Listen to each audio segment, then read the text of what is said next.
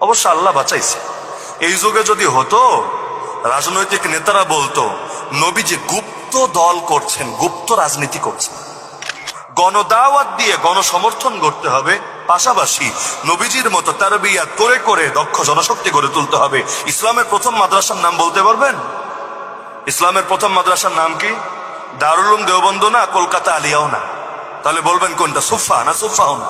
ইসলামের প্রথম মাদ্রাসা হলো আরকাম ইবনে আবিল আরকাম রাদিয়াল্লাহু আনহুর ঘর, যেটা মক্কায় অবস্থিত ছিল, আবু জাহেলের ঘরের কাছেই ছিল। এটাকে কেন প্রথম মাদ্রাসা বলছি?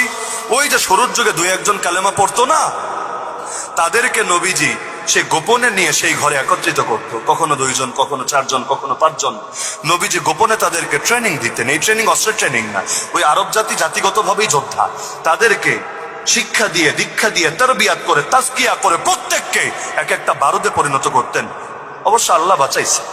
এই যুগে যদি হতো, রাজনৈতিক নেতারা বলতো নবীজি গুপ্ত দল করছেন, গুপ্ত রাজনীতি করছেন।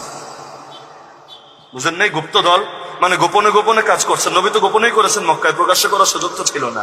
দ্বীনের জন্য বদরে নামাও সুন্নাহ, দ্বীনের জন্য হিজরতের সময় গুহার মধ্যে 3 দিন কাটানো তো নবীর সুন্নাহ, দ্বীনের জন্য তায়েফের ময়দানে গিয়ে রক্তাক্ত হওয়া সুন্নাহ, দ্বীনের জন্য বদরে গিয়ে কুফরের মেরুদণ্ড ভেঙে দেওয়া সুন্নাহ, দ্বীনের জন্য ক্ষুধার জ্বালায় পেটে পাথর